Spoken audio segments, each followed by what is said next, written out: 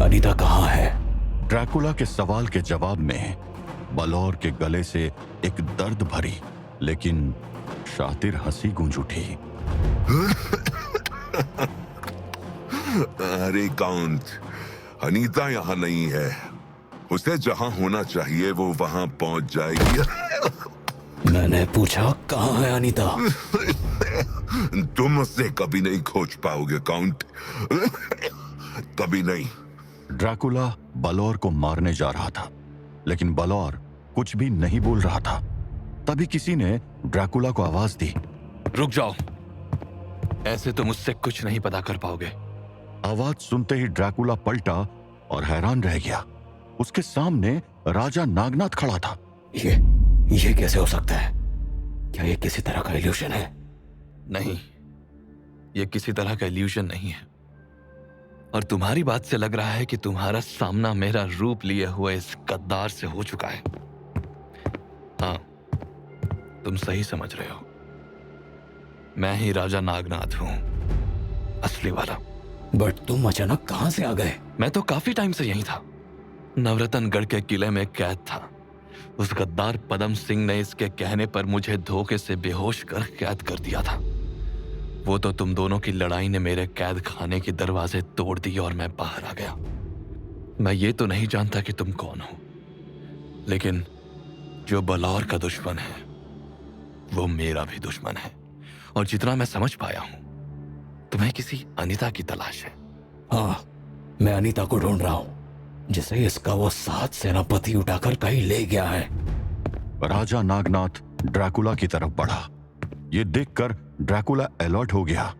Relax, मैं तुम्हें कोई नुकसान नहीं पहुंचाऊंगा। मैं तुम्हारी मदद करना चाहता हूं। अगर तुम्हें अनीता के बारे में जानना है तो मुझे इसकी आंखों में देखने दो। एक मरते हुए नाग की आंखें बहुत कुछ बोलती है। ड्रैकुला एक पल के लिए कुछ सोचा और फिर पीछे हट गया। राजा नागनाथ आगे बढ़ा और उसने बलौर की आंखों में झांक कर देखा। काशी। सेनापति पदम सिंह अनीता को काशी ले गया है। काशी? हाँ। और क्या दिख रहा है इसकी आंखों में? अफसोस, मगर अब ये कुछ नहीं बता पाएगा। बलौर मर चुका था और इसी के साथ ड्रैकुला की अनीता को ढूंढने की उम्मीद भी कमजोर पड़ गई थी। उसे बस इतना पता था कि अनीता को काशी ले जाया गया था, लेकिन काशी की तंग गलियों में किसी को ढूंढना आसान नहीं था। परेशान मत हो। वैसे नाम क्या है तुम्हारा? Vlad. Mister Vlad, thank you. तुम्हारी वजह से नागवंश के इस गद्दार का अंत हुआ। तुम्हारे इस एहसान का बदला नाग जाति कभी नहीं भूलेगी और अनीता को ढूंढने में हम तुम्हारी मदद करेंगे।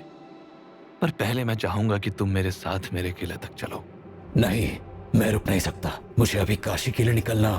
रामदास, अनीता का भाई, मैं उसको छोड़ के आगे नहीं बढ़ सकता हूँ। क्या सोचने लगे मिस्टर व्लाद? मैं तुम्हारे साथ चलूंगा। गुड, तो फिर चलते हैं। पता नहीं क्यों, पर मुझे लग रहा है कि तुम्हारे पास मेरे और मेरे पास तुम्हारे कई सवालों के जवाब हैं। चलो। ड्रैकुला और राजा नागनाथ वापस चल पड़े। ड्रैकुला के दिमाग में इस समय सिर्फ अनीता चल रही थी, जो इस समय सेनापति पदम सिंह की कैद में बंद काशी की ओर बढ़ रही थी।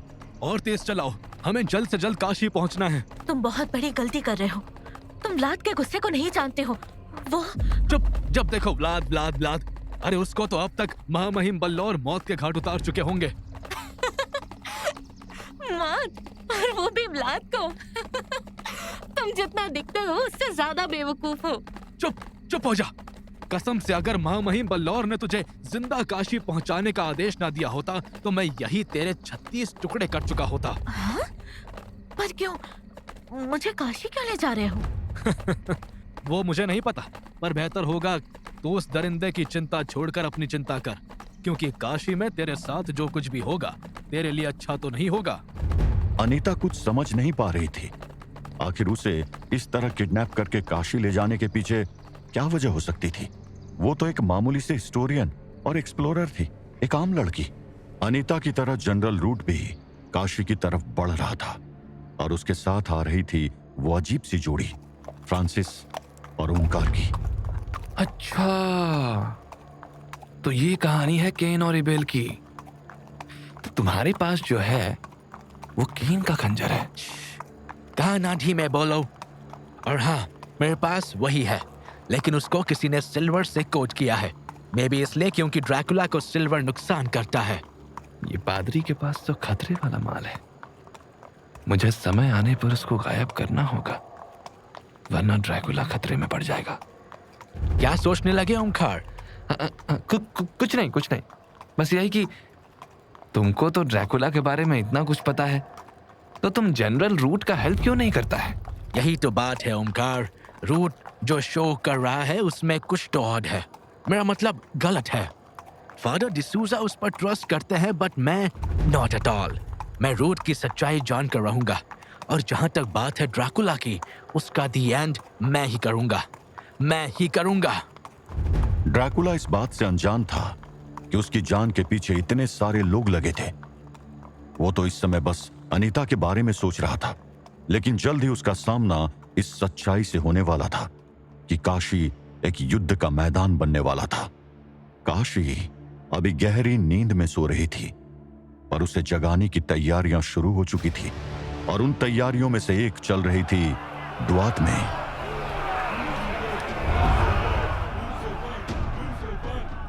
इब्लिस एक हारे हुए योद्धा की तरह शर्म से लूसीफर की जय जयकार देख और सुन रहा था। लूसीफर इस समय उस थ्रोन पर बैठा था जहां कभी एनुबिस बैठा करता था। उसके पैरों के सामने एनुबिस की डेड बॉडी पड़ी थी, और उसके आगे बेड़ियों में जकड़ा हुआ खड़ा था वो जिसकी आजादी के लिए ये जंग हुई थी, वेवात। वेलकम वेवात। आई होप तुम खुश हो गए अनुबिस को इस हाल में देखकर, एंड आई होप कि तुम इस एहसान को याद रखोगी कि तुम्हें आजाद करवाने वाला कौन था। मैं लूसीफर। और मुझे पता है कि तुम इतना तो जानते ही हो कि मैंने तुम्हें किसी चैरिटी के लिए आजाद नहीं करवाया है। तुम्हारी आजादी की कीमत है तुम्हारी लॉयल्टी, जो मुझे चाहिए। तो क्या कहते हो वेवात? क्या इब्लिस की तरह तुम्हें भी मेरी सत्ता कबूल है? वेवात तुम्हारे आगे कभी नहीं झुकेगा लूसीफर, कभी नहीं। वेवात की गरज सुनकर सब शांत हो गए। किसी ने भी उससे ये उम्मीद नहीं की थी। इब्लिस के चेहरे पर एक हल्की सी मुस्कान थी, लेकिन लूसीफर की आंखें मानो अंगारों की तरह देख रही थी। How dare you! मेरे सामने बेड़ियों में बंद खड़े हो और फिर भी मुझे आंखें दिखा रहे हो। मुझे लूसीफर को, जिसके आगे तू हरा भाई अनुबिस नहीं दिख पाया। बहुत बेवकूफ हो वेवात। तुमने डोंगरगढ़ में मेरा खेल लगभग बिगाड़ ही दिया था। फिर भी मैं तुम्हें आजाद करवाने के लिए आया और तुम मुझे ना कह रहे हो। मे बी मुझे तुम्हें वापस उस कैद में डाल देना चाहिए जहां तुम इतनी सदियों से कैद थे। शायद तब तुम्हें समझ आएगा कि लूसीफर कितना क्रूर हो सकता है। मगर नहीं, मैं माफ करने में विश्वास रखता हूं, और मैं तो तुम्हारे लिए गिफ्ट भी लाया हूं। देखना चाहोगे वो क्या है? गिफ्ट? कैसा गिफ्ट? अज़ाज़ेल, जरा वो गिफ्ट तो लाना। लूसीफर के आदेश देते ही उसका एक सेनापति अज़ाज़ेल आगे बढ़ा। उसने लूसीफर को कपड़े में लिपटा हुआ एक आइटम दिया जो किसी जार जैसा दिख रहा था। वेवात की आंखें सिकुड़ चुकी थी। वो ये समझने की कोशिश कर रहा था कि आखिर ये है क्या, और फिर जैसे ही लूसीफर ने उस जार को कपड़े में से निकाला, वेवात की आंखें खौफ से फैल गई। क्यों वेवात, पसंद आया मेरा गिफ्ट? मेरे स्लेव्स इसको डोंगरगढ़ से ढूंढ कर लाए हैं। The soul of your son, the soul of Amenotep. Lucifer के हाथों में जो जार था उसके अंदर एक आत्मा तैर रही थी। वेवात उसको देखते ही घुटनों के बल बैठ गया। तुम्हें क्या लगा कि मुझे पता नहीं चलेगा कि तुमने एमेनोटेप को ही क्यों चुना था? क्योंकि ही वॉज योर सन। कोई भी रैंडम फॉलोअर तुम्हारे उन पावर्स को होल्ड नहीं कर सकता था। वो सिर्फ कोई स्पेशल बॉर्न ही कर सकता है। और जब बात स्पेशल बॉर्न की हो, तो अपने ही हाफ ह्यूमन हाफ गॉड बेटे से बेटर क्या हो सकता था? तो अब बोलो वेब विवाद, क्या तुम्हें मेरी सत्ता मंजूर है?